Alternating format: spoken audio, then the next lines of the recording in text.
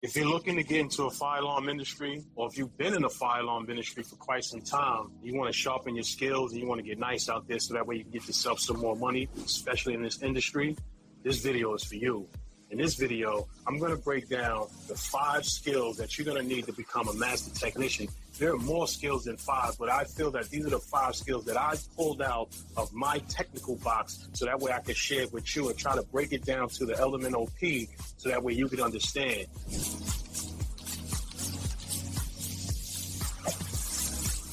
So what are these 5 skills? The first skill is going to be your technical proficiency. You want to understand the wiring, how the system is wired, what type of system you're working on, being that there's various fire alarm systems out there. Whatever system or manufacturer that you're working on, whether it be Simplex, Notifier, Siemens, Kidder, Edwards, Firelight, whoever, it doesn't matter the system that you're working on. What you have to understand are the components that make up that system. You need to understand the fire alarm control panel, the front display, how do you use the menu, how do you get into the menu, what is the installer's passcode, and what is the default passcode.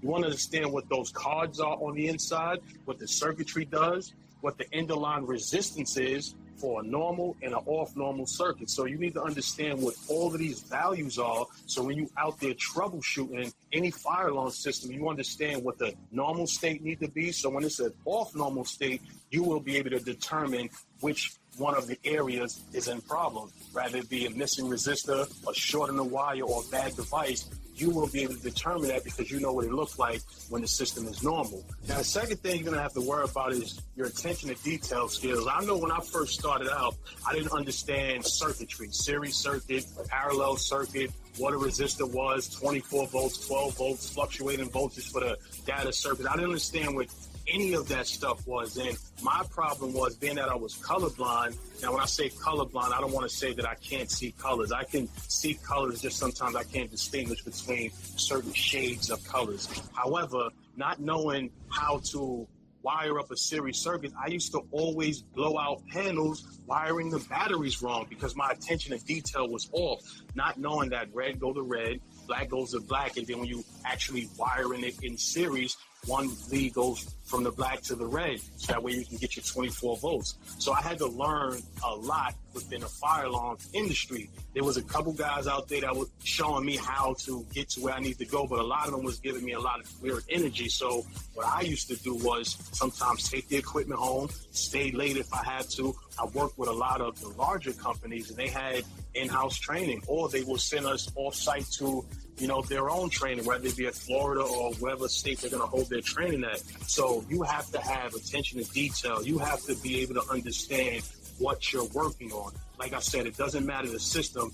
If you could have your trusty leader and understand what the circuits are, all you need is a little bit of attention to detail, and you won't be blowing up systems out there costing the company money because these cards are expensive to actually replace, to actually send another guy out there to fix it and to actually program it to get the system back in state. So attention to detail is something that you're going to have to learn in addition to your technical proficiency. So when you understand what the system is, then you'll be able to be more attentive on how you actually troubleshoot these systems. Now, moving on to the third skill you're going to have to sharpen, and this is your problem-solving skill. Now, when it comes to your technical and problem-solving skill, that is when you're starting to put theory into play. When I was a technician working with these companies and I used to get my service calls, on my way to the job site, I'm sitting there trying to figure out what the problem is, where I'm going to start, who was there prior to me being there, and then I will calculate the type of technician that was there and expect how much work was actually done. But usually I didn't care who was there before. I always started from the beginning to find out exactly what's happening with that circuit, because I know what the normal state needs to be,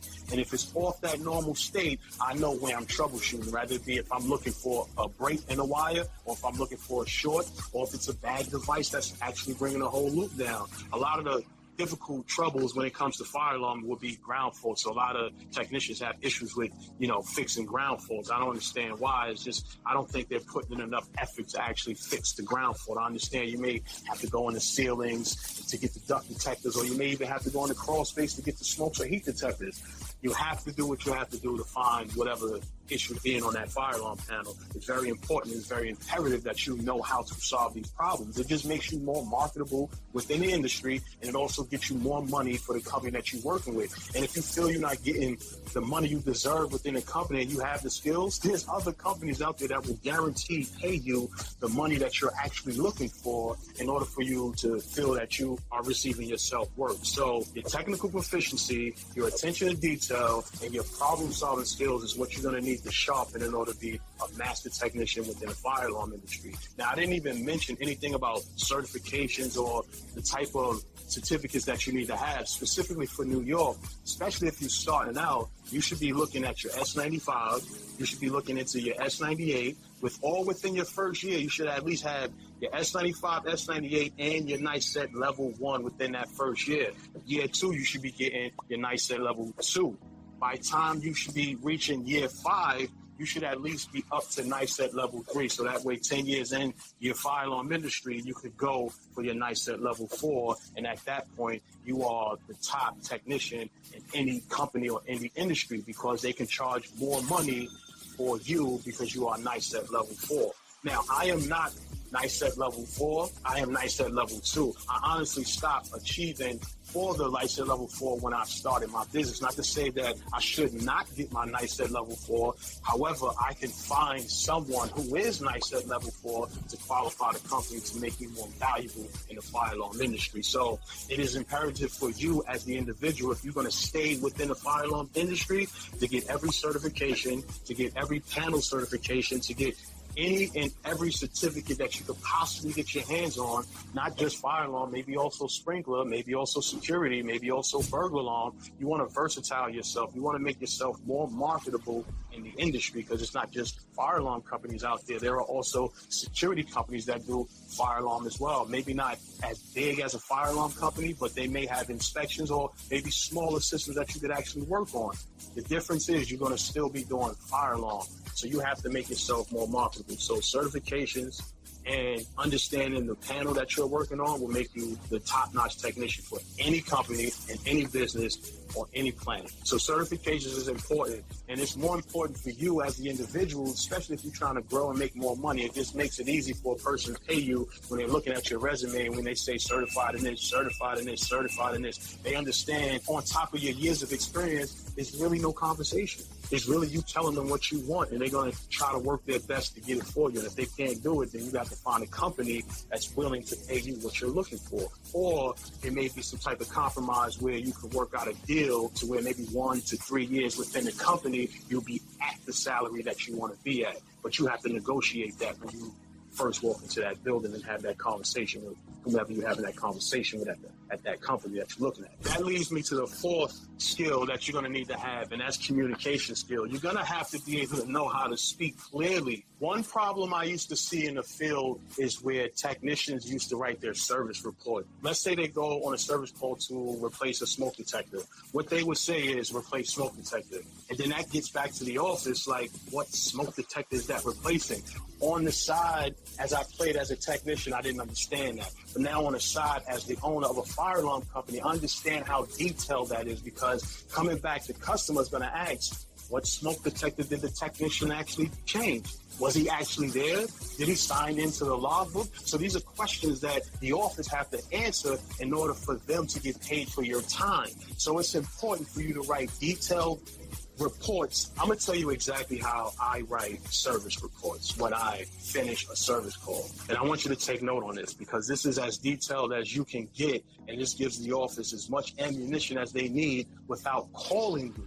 They can fight whatever battle they need with the customer without calling you to get more information, so that way they could actually get paid for the time that you spent 3, 4, 5 hours at a service call, right? So the first thing you say is, upon arrival, you found the system in whatever state the system was in. You found the system in normal operation, you found the system in with 3 troubles, whatever it is. You want to state that, because that could fall back on you if you're not telling them that the system was already in trouble or if it was not in trouble, right? So that's the first thing. Upon arrival, found the system in normal operation. Began to troubleshoot the defective smoke detector on the 2nd floor inside of the conference room. Tech replaced the smoke detector, and depending on what type of system, I work on a lot of Edward systems, so I would say at that point, tech used his laptop to map the new device into the system. Once the tech was finished, the system was in normal operation, left for the day, explained to the customer that there was no issue on the fire alarm system, and that smoke detector that was a problem has been corrected. No further issues or no further communications after this point. Sign right here. Please give me information so that way if the customer calls, I could pull up your service report and say, no, that was room 202. Go check room 202. You're going to see it's a brand new smoke detector in there. And then they're going to go check room 202 and be like, oh, my bad, Mr. Fire Alarm Company. Here goes the money now. Because they don't have a problem with paying. What they have a problem is people lying, saying that they did something that they didn't. And there's trash-ass technicians out there who don't know how to do shit, and they are afraid to say that I need help. I understand, because when I used to call, seasoned guys, that's what we call them. When I used to call seasoned guys out there, they used to give me weird energy, not really wanting to help me. I don't know if it was job security, as if I get up to a level where they will get at, I'm going to take their job or some type of shit like that. I really don't know. I don't know what it is. My thinking is if we all are nice, that makes the company nice. That means we could charge more. That means we will make more. And that means the company will make more. Then that means potentially the techs themselves can make more, because technicians out there, especially in Local 3, they was getting guap. You know what I mean? 30, 40, 50, $60 an hour, not even prevailing wage, but just their regular salary, all right? So you have to be as proficient as you can when it comes to fire alarm, especially when communicating to the customer. So if you don't fix something, just communicate that to the customer. If you don't know how to fix something, you just tell them you have to escalate it up to a technician who will know how to fix it. There's not a problem with saying you don't know how to do it. It's okay to say you don't know how to do it, but don't be sitting out there fronting like you do. Tell the customer, at this moment, this is a little bit above my level of expertise. I'm going to have to go back to the office so we can send somebody out here to actually fix your problem. They will respect that. They will respect that more. Now, this leads me to my fifth technical skill that you're going to have to sharpen, and that's going to be the code compliance, especially when you're doing fire alarm, right?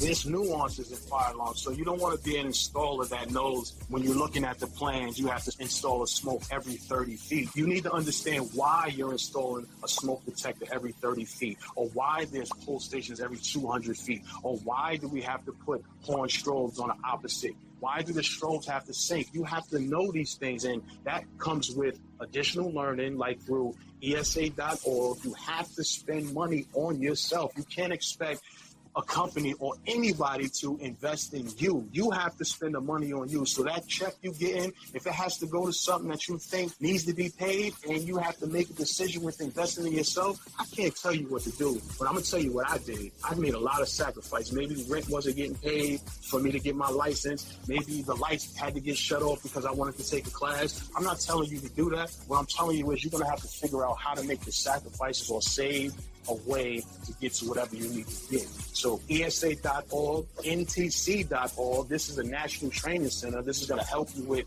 your NICET certification. And when you buy books, you have to buy books from NFPA.org. And when you get the books, make sure the books are tagged up. If you can register with these places, register with these things. Make sure you get these books, NFPA 101, Life Safety Code, NFPA 72, the IBC code, all these up-to-date books you need to get. The books I have is 2022 and 2021, so my books is a little outdated. I need to update my books. The main book you should have is the NFPA 72. So when you get all this material, you have a point of reference. So if anyone asks you a question that you can't, answer at that particular time, you can go back to your reference and get that answer. Now it's burnt into the brain.